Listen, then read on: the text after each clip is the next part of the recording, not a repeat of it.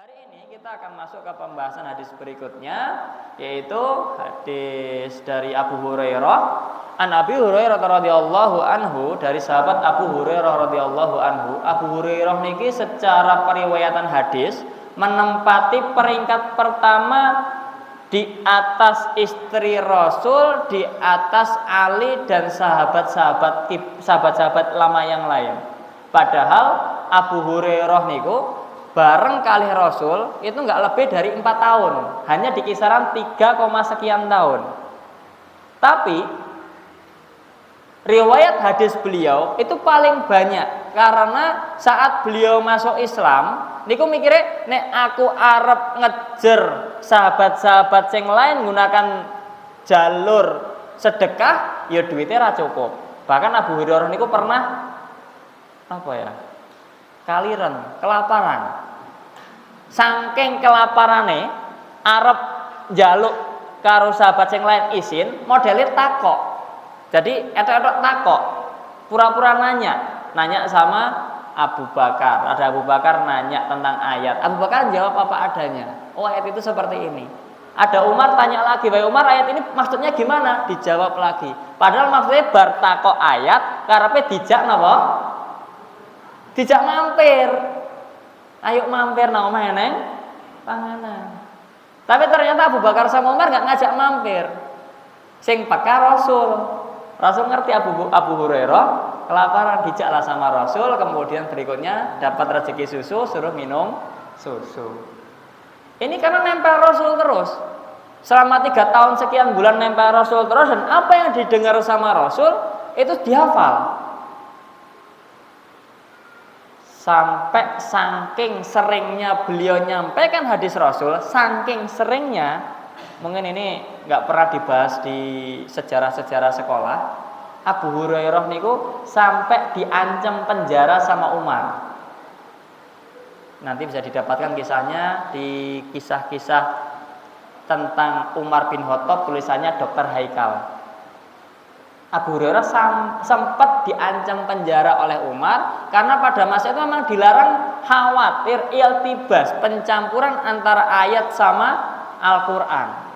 Jadi masih khawatir di situ, makanya jangan sering-sering menyampaikan sabdanya, cukup sampaikan Al-Quran. Tapi di kemudian hari ketika pembukuan belum ada, kemudian dibutuhkan adanya pencatatan hadis, tadwinul hadis, barulah kemudian semua riwayat-riwayat yang ada mulai ditelusuri lagi, kemudian dikumpulkan dan dicatat dan dibukukan. Abu Hurairah beliau menyampaikan, qala Rasulullah sallallahu alaihi wasallam, kata Abu Hurairah, Rasul bersabda, inna asqalas salat alal munafiqin salatul isya wa salatul fajr. Sesungguhnya salat yang paling berat dilakukan oleh orang-orang munafik niku salatnya ada 2. Yang pertama salatul isya, berarti salat isya. Yang kedua salatul fajr, nama lain dari salat subuh.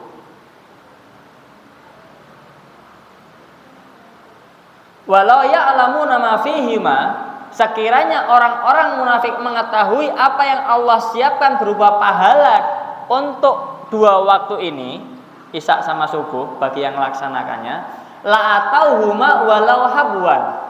Tentu orang-orang munafik ini akan mendatangi tempat sholat jamaah meskipun harus dengan merangkak. Abot nih. Sepenggal ini dulu kita bahas bahwa orang-orang munafik ini ngerinya. Tokoh munafiknya sinten zaman Rasul? Abdullah bin Ubay bin Salul. Namanya apa? Abdullah. Mung tokoh munafik, gembong munafik. Kalau munafik itu secara bahasa dari nafaqah, statusnya ada yang memaknai lubang, ada yang memaknai celah. Kalau lubang, dia sebutannya adalah masuk dari lubang yang satu, keluar dari lubang yang lain. Atau secara bahasa yang paling sering digunakan, orang yang punya 2 wajah. Di sini ngomong A, di sana ngomong B. Kalau secara istilah, orang munafik adalah orang yang menampakkan keislaman, padahal hakikatnya dia memendam kekufuran. Aslinya ra percaya, mung isin. Akhirnya ngaku-ngaku Islam, ngaku-ngaku percaya. Munafik ini sampai Allah sebutkan dalam sebuah surat khusus.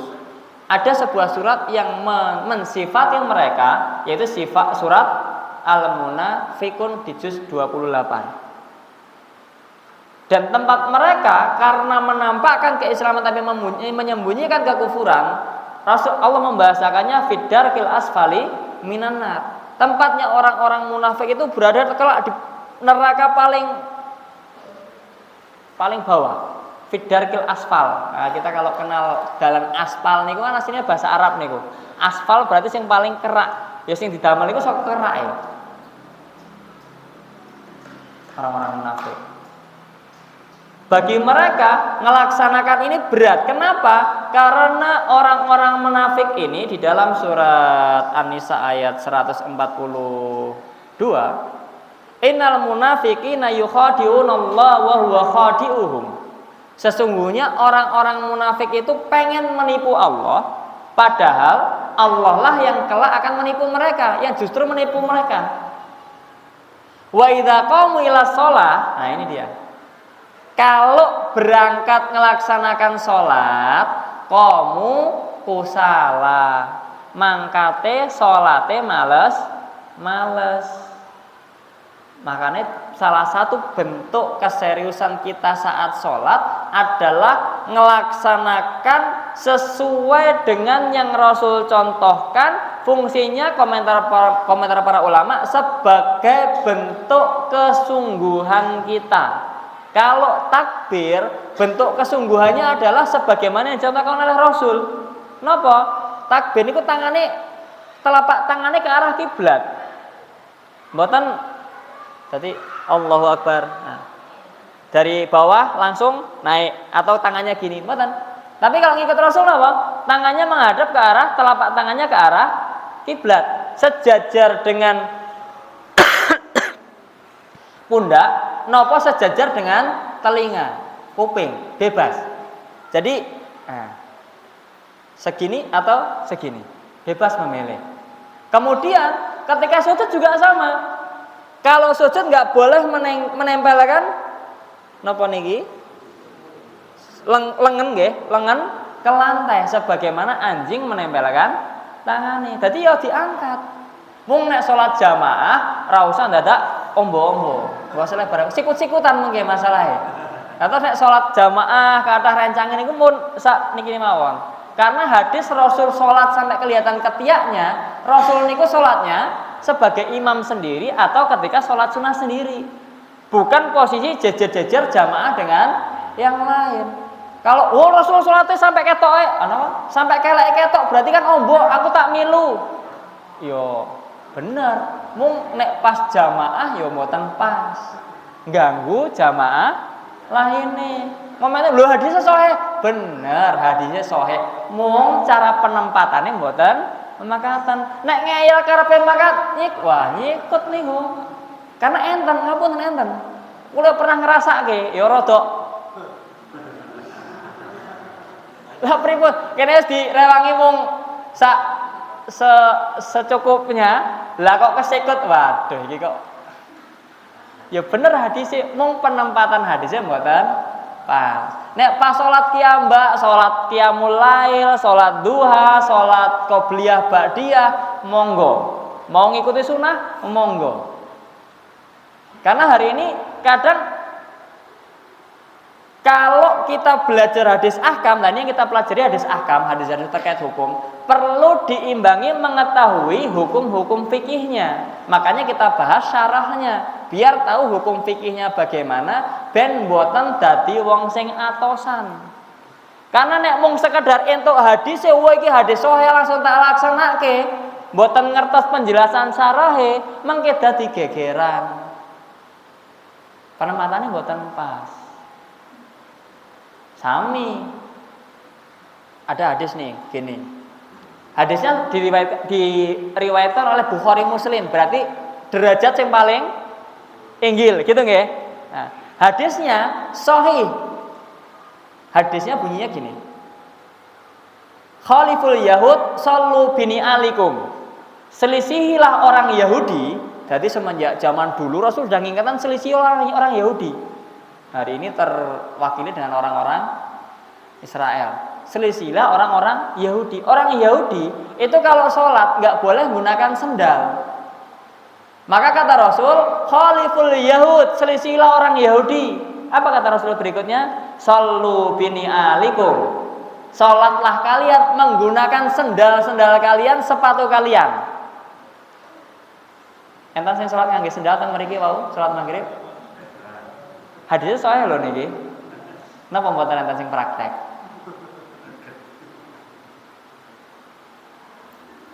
Makanya harus mempelajari yang lain ben mboten dadi woi iki hadisnya soal aku nang masjid arep nggo sendal. Ya bener. Mung prakteke dadi mboten pas nek sakniki. Karena sakniki ngangge ya wis keramikan, nek enten sing ngangge sajadah, mangkat masuk pakai sendal reget kan ya dadine. Nah, itu nanti masuknya ke pembahasannya mazhab Syafi'i, ada yang namanya istihsan atau istishab, melihat maslahah sama mafsadat. Karena kondisinya hari ini nggak mungkin, maka kadang-kadang kalau kita nggak melaksanakan bisa jadi kita nggak tahu kalau itu ternyata bagian dari sunnah. Lah, salah satu melaksanakannya kapan? Nek pas jenengan piknik teng laut, nopo pas ngecamp teng gunung, niku nggih. Salat niku langsung mawon, jamaah teng mriku rasa dadak madosi masjid ra usah. Langsung salat teng pinggir pantai, salat nang gunung ya wis nang gunung, jamaah kali rencang-rencangi. Sampaikan saatnya kita belajar melaksanakan sunnah Rasul yang susah dilaksanakan saat di rumah. Nopo? Salatnya tetap make sendal kali make sepatu. Niku bisa praktek. Nah, mboten kita praktekkan, mboten diajarkan kali anak cucu kita, ya nggak ngerti nanti. Bahkan mungkin malam ini baru ada yang ngerti, oh ternyata boleh toh, atau ternyata disuruh toh sholat pakai sendal, gitu nggak? Ada yang masih baru tahu malam ini. Nah, hadisnya sahih. Mung cara prakteknya hari ini kalau di masjid, yo gegeran kali Pak takmir, gegeran kali jamaah sing lain. Nah, maka kalau pas piknik atau pas ngecamp langsung praktekan. Saya biasanya kalau pas sama jamaah masjid saya, terutama yang anak-anak muda dulu, bapak-bapak juga ada jadwal pikniknya. Waktu itu ke Kosakora. Ya sudah, sholat saya sudah ingatkan.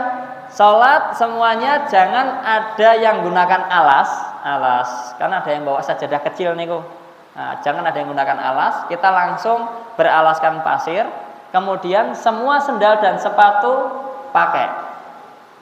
Silahkan dipakai karena kita pengen melaksanakan ben ngerti ini sunnah Rasul jangan sampai hilang.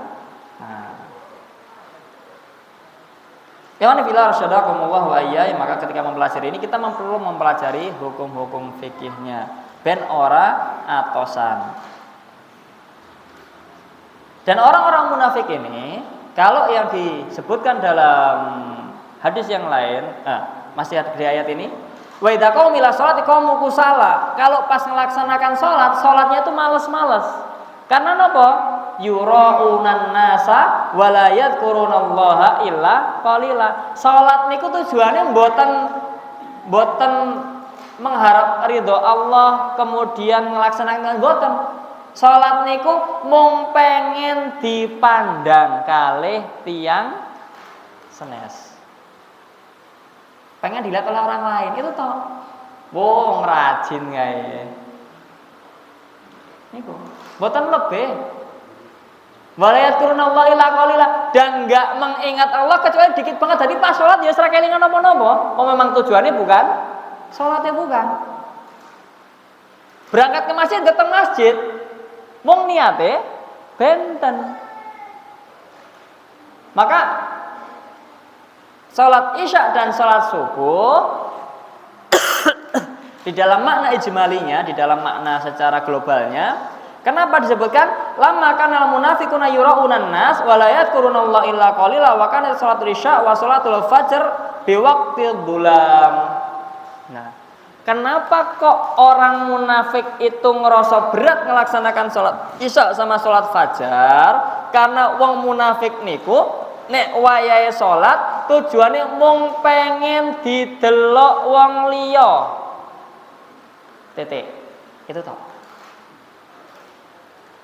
Dan ra kelingan kalih sing kuwasa illa qalila kecuali mung sak kedik.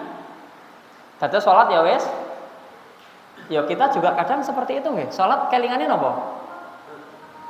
Mung kita memang berangkat ke masjid pengen salat lillahi taala, bedanya di situ.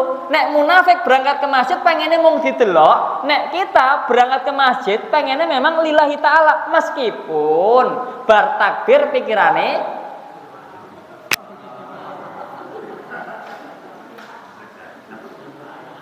nggih to? Nggih napa nggih? Sami kula bareng. Makanya kadang imam pun juga lupa. Imam itu kadang lali. Iki rokat keloro apa ketelu ya? Setannya luwih niku no, salah apa? Setannya luwih berpengalaman masalahnya. Terus kan semakin kita berusaha khusyuk, maka setan akan semakin mengingatkan detail-detail perkara yang mungkin kita sudah lupa. Mas Romi ngeleng-eleng datane iki nang endi, kok tak gawe laporan kok ora enek. Wis dijaluk sama Mas Yadi, engko sik Mas tak goleki ra ketemu. Tinggal salat zuhur, ra mau salat jadi ketemu. Pas salat dieling ya wis pokoke diralelake, berusaha sak khusuk-khusuke mungkin, engko setan ngelengke. Iki dieleke nang tas to, tasnya kemudian gawa anak sekolah. Kalingan. Iya e. Lah napa pengalaman? Nggih, pengalaman ya pernah. Mas pokoknya sholat sak khusyuk-khusyuke. Pokoknya semakin kalau kita lupa sholat sak khusyuk-khusyuke, mesti setan akan mengingatkan, mesti. Karena dia mencari celah apa dia eleng-elenge terus. Makanya kadang bar sholat rampung itu senyum, padahal saat durung sholat mumet. Senyum apa kelingan? Oh iya ini ketemu ini. Cuman harapan kita berbeda dengan orang-orang munafik. Nek munafik niku berangkat ke masjid murni mung pengen didelok, pengen dadi omongan apik nang wong, tembang lambe sing apik. Nek kita memang bener-bener ya wis pokoknya bismillah lillahi taala. Urusan kok mengke salat belum bisa khusyuk, ya bismillah lah. Kita baru bisa semampunya. Gitu nggih. Karena Rasul juga membahasakannya gitu. Orang berangkat ke masjid, sholat pulang itu Rasul nggak bahasakan bawa pahala utuh enggak. Bawa pahala ada yang setengahnya, ada yang sepertiganya, ada yang seperempatnya. Bahkan ada yang nggak bawa pahala sholat sama sekali. Karena nopo? Ya semenjak takbir sampai salam niku wis kayak kaset otomatis disetel. Tek. Alhamdulillahirabbil alamin arrahmanirrahim. Iku wis otomatis. Kadang maca surat pun kadang kita otomatis bar amin langsung baca surat orang diniati pernah nggih mboten ngerti-ngerti rampung salam bisa jadi pulang nggak bawa apa-apa sekedar menggugurkan kewajiban. Cuman harapannya saat kita berangkat ke masjid dengan niat lillahi ta'ala sesuai yang tadi, maka setiap langkahnya paling tidak mendapatkan pahala tersendiri. Nunggu sholat pahala tersendiri. Niki sambil ngerungokne pengajian, sama-sama belajar, nunggu sholat isya. Semoga hitungannya kita juga masih dihitung dalam sedang melaksanakan sholat. Pembahasan 2 bulan yang lalu, wala yazaluna fi sholatin man tadara sholat. Dia akan tetap dihitung melaksanakan sholat selama dia nunggu sholat berikutnya. Meskipun ya wis ora sholat. Dan selama belum berhadas, selama belum ngentut atau mau buang air kecil, buang air besar, maka statusnya masih mendapatkan doa dari para malaikat, Allahumma gfir lahu, Allahumma arhamhu. Ya Allah, ampunilah dosa orang-orang ini dan rahmatilah mereka. Paling tidak kita berharap di situ masih dapat, meskipun sholatnya ya mungkin potongannya banyak, diskonnya. Karena kita ya konsentrasinya banyak yang berkurang. Nah, kalau orang-orang ini nggak bisa, orang-orang munafik sudah memang tujuannya adalah yura'unan nas. Karena yura'unan nas tujuannya pengen dilihat oleh orang lain, sementara waktu isya dan waktu subuh, terutama pada zaman itu, kan kondisinya masih gelap. Dados wong mangkat teng masjid mboten ketinggalan, enggak kelihatan. Jadi Allah aku ra ketok apa dadak mangkat nang masjid. Nek wayah maghrib niku masih remang-remang masih kelihatan. Ada yang berangkat ke masjid kelihatan oh itu berangkat ke masjid itu. Kalau Isya sudah nggak kelihatan. Pada masa itu hari ini ya masih ada lampu ya kelihatan sebenarnya tapi ya kerasa berat bagi orang munafik. Nopo? Karena wayahe enake tenguk-tenguk. Ya. Pada sholat maghrib pulang ke rumah, wayahe makan, kumpul sama keluarga, nyetel TV. Saiki kayaknya nyetel TV jarang ya nyetel YouTube gitu nggih. Nah, kenapa masih nyetel TV? Nyetel YouTube, nonton, wis lali. Kedengeran adzan ya wis lah, kok gampang nyusul gitu. Karena kondisinya seperti itu, maka mereka tidak berangkat ke masjid. Najiduhum yakasuruna fi hataini sholataini lataini taqa'ani fi waqtir roha waladatin naum.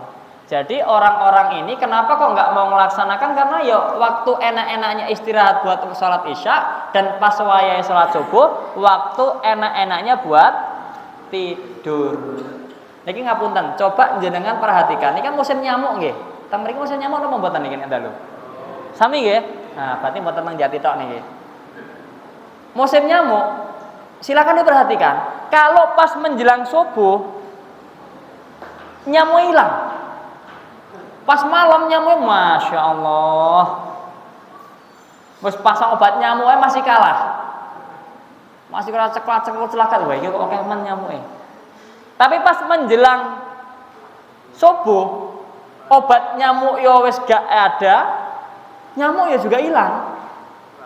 Jadi seakan-akan kayak ujian ini memang benar-benar bertambah. Wayahe enak-enak tidur tanpa gangguan nyamuk, wayahe enak-enak mancal selimut, nggih. Nah, muadzine adzan. Ujiane iki. Arep mangkat apa tetep pancal selimut. Maka disitulah ujian. Nah, orang-orang munafik ngerasa terlalu berat di situ sehingga nggak mau melaksanakan. Dan Umar saya membahasakan, man dhayya as-shalah, siapapun orang yang menyia-nyiakan atau menyepelekan sholat, fahuwa liman siwaha adhiya, maka untuk urusan selain sholat mesti akan menyepelekan. Nek wayahe sholat kok ora tepat waktu, sengaja aja adzan kowe lah. Biasane ngefek. Nek pas janjian, kok janjian jam 8, kira-kira teko jam pinten? Ya molor. Ketok, pokoknya nek salate wis terbiasa telat, sengaja mboten karena hajat nggih, mboten karena udzur, lara weteng napa kok kemudian masakane wis meh mateng. Nah niki benten cerita. Wis masak meh mateng kok adzan, tak tinggal sik. Oh, engko ndak mogol niki masakane. Lanjut mboten napa-napa kan bagian dari hajat kebutuhan. Tapi kalau nggak ada alasan, nggak ada udzur, kemudian sering telat sengaja, alah baru adzan. Kok sik nunggulah dulu neh, nunggu qomat. Nah, biasanya ngefek ke keseharian. Nek pas dijak janjian jam 8 ya telat. Mundur datangnya jam 8:04, setengah 9. Ngono ditanya saya mana? OTW, nah, padahal masih di rumah. Nah, OTW ini benten masalahnya, bukan on the way. Napa? Aja takok wae. Maka fa liman siwaha adhiya, ngefek kepada urusan yang lain dia akan semakin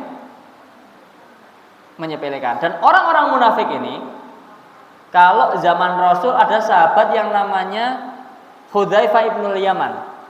Hudzaifah niki sebagai orang yang dipercaya oleh Rasul untuk menyimpan rahasia beliau. Sampai lah menariknya Hudzaifah niki disebutkan, nah tadi kan gembongnya munafik Abdullah bin Ubay bin Salul. Dan ternyata masih banyak munafik yang lain yang hidup di zaman sahabat. Banyak pakai banget. Karena Hudzaifah ibnul Yaman dibocori oleh Rasul daftar list orang-orang munafik jumlahnya lebih dari 100. Langsung disebut namanya oleh Rasul. 100 atau 200-an gitu. langsung di list eneng nama-namanya langsung. Tapi dipesankan dirahasiakan khusus untuk Hudzaifah ibnul Yaman, nggak boleh dibocorkan. Akhirnya pas zaman Umar itu kalau beliau mau nunjuk orang, Umar sebagai khalifah mau nunjuk orang sebagai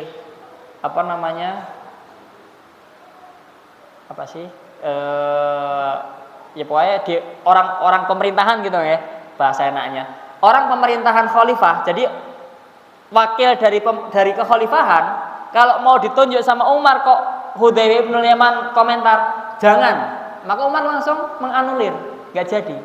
Karena khawatir orang ini bagian dari namanya yang dibocorkan oleh Rasul, bagian dari orang-orang munafik. Setiap orang yang sama Hudzaifah ibnul Yaman, saya orang munafik bukan, beliau nggak mau komentar. Setiap kali nanya siapa saja namanya, nggak bakal komentar. Beliau hanya komentar sekali dan itu pun menyesali dan berjanji nggak bakal komentar lagi karena Umar selaku khalifah itu selalu mendesak dan bertanya. Saya nggak mau nanya siapa saja mereka. Saya cuma mau nanya nama saya ada enggak di daftar orang-orang munafik itu toh. Padahal Umar niku janji dari Rasul apa? Ahlul jannah. Umar wis dijanjike masuk swarga kali Rasul mawon, ejek teratapan ketika dibocori 200-an nama orang-orang munafik. Wah, ini kalau pas kita hidup zaman itu teratapannya mungkin lebih ngeri lagi kok. Wah, mabura aku iki. Lah gitu. Umar saja masih teratapan. Lah kok kita yang terlalu jauh dari Umar kira-kira wah teratapannya mungkin double-double nih kok. Umar karena ngebet nanya gitu terus akhirnya beliau menjawab, nama kamu tidak ada di daftar ini dan saya sampai meninggal berjanji tidak akan menjawab seperti ini lagi. Jadi meskipun ada orang nanya, saya masuk nggak bakal jawab lagi sama Hudzaifah ibnul Yaman. Karena saking membahayakannya orang-orang munafik, akhirnya pembahasannya seperti itu. Udah kita bahas tadi. Walaqad hamamtu an amurun nasa bi sholatin fatuqama. Ini kita lanjutkan ke hadisnya. Walaqad hamamtu, Rasul hamamtu terbersit di hati beliau an amura bi sholatin fatuqama untuk memberikan perintah agar sholat itu didirikan. Berarti beliau ngasih perintah iqamat gitu ya. Summa amura rajulan fayusalliya bin nasi. Tapi beliau nggak ngimami para sahabat. Jadi sampai beliau terfikirkan oleh beliau, ngongkon komat dikumandangkan, kemudian nunjuk salah seorang untuk menggantikan beliau sebagai imam. Kemudian beliau angtolikumai rijalun mau muhuzzamun min hatobin, ngejak beberapa orang bawa beberapa ikat kayu bakar, kemudian apa? Keliling kemana?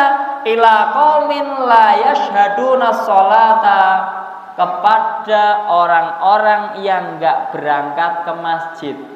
Nyuruh orang qomat kemudian sholat didirikan, beliau nunjuk orang lain untuk mewakili beliau menggantikan beliau sebagai imam, kemudian beliau sendiri ngajak beberapa sahabat yang lain membawa beberapa ikat kayu bakar keliling kepada orang-orang yang nggak melaksanakan sholat jamaah untuk diapakan? Fauharriqu alaihim buyutahum binnar, untuk dibakar omahe make api. Ora medeni ini. Terus hukum sholat jamaah gimana ini? Lah kok sampai Rasul kan saya bahasanya apa? Nyuruh orang dirikan sholat bersama yang lain, beliau keliling, orang yang nggak berangkat ke masjid, sing dibakar apa? Omahe. Lah terus hukum sholat di masjid apa? Nah, dari pembahasan ini para ulama ikhtilaful ulama fi hukmi sholatil jamaah, terkait hukum sholat jamaah. Fadhahabat ta'ifatun minal Hanafiyah wal Malikiyah wasyafi'iyah ila anna sunnah muakkadah. Hadis ini tidak menandakan bahwa sholat itu hukumnya sholat jamaah di masjid hukumnya wajib, karena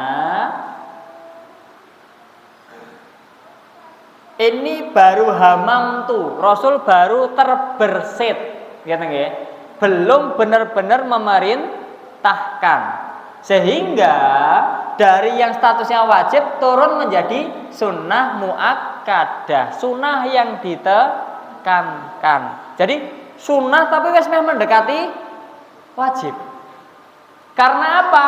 Salah satu tambahannya adalah karena di hadis yang kita bahas bulan lalu bahwa sholatul jamaah afdalu min sholatil fardhi bisab'i wa isrina darajah. Sholat jamaah itu lebih utama daripada sholat sendirian dengan 27 derajat.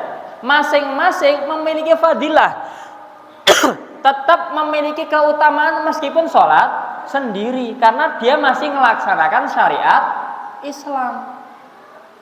Sholat sendiri itu baik, sholat jamaah lebih baik. Kalau sekiranya ini tidak dikatakan afdhalu, tidak dikatakan bahwa orang yang sholat sendiri juga punya keutamaan karena dia tetap melaksanakan kewajiban, tentu bahasanya nggak menggunakan afdhalu. Karena bahasanya adalah Rasul tidak menghujat orang itu, cuma dibahasakan posisinya hanya 1/27 daripada yang sholat jamaah. Maka sholat di rumah atau sholat sendiri itu tidak masuk, sholat jamaah tidak masuk ke dalam syarat sah sholat, gitu nggih?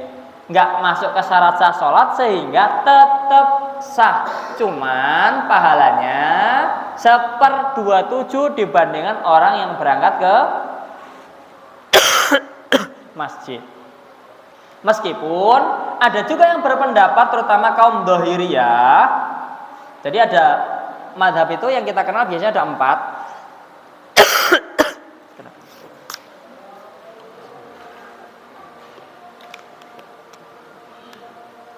Yang biasa kita kenal ada 4, madhab Abu Hanifah, kemudian madhab Imam Malik, Malikiyah, kemudian madhab Imam Syafi'i, Syafi'iyah. Rata-rata orang Indonesia pakai ini, ngakune nggih, ngakune wong Indonesia pakai Syafi'i. Padahal Syafi'i niku wabot.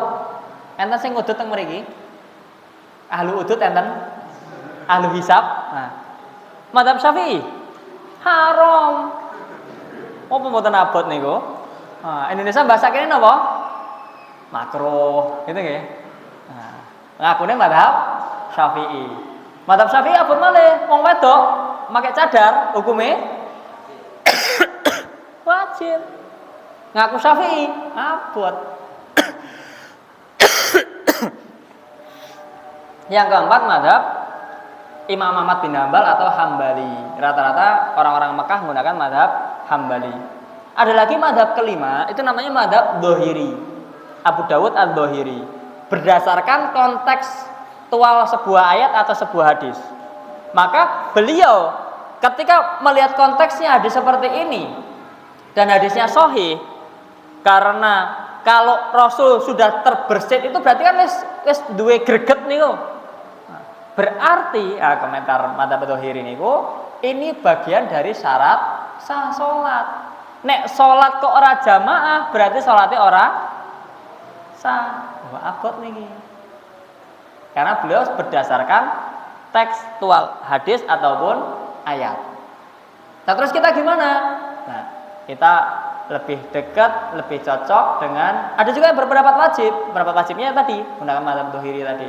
Kita lebih mendekati, lebih cocok, lebih mendekat kepada bahwa sholat jamaah di masjid statusnya adalah sunnah muakkadah, sunnah yang ditekankan. Karena sebagian ulama yang lain berpendapat karena Rasul hamam tuh baru terbersit, kemudian kalau misalnya Rasul kok kemudian nyuruh orang untuk ngimami, kemudian beliau keliling, berarti pas saat itu Rasul zaman apa mboten?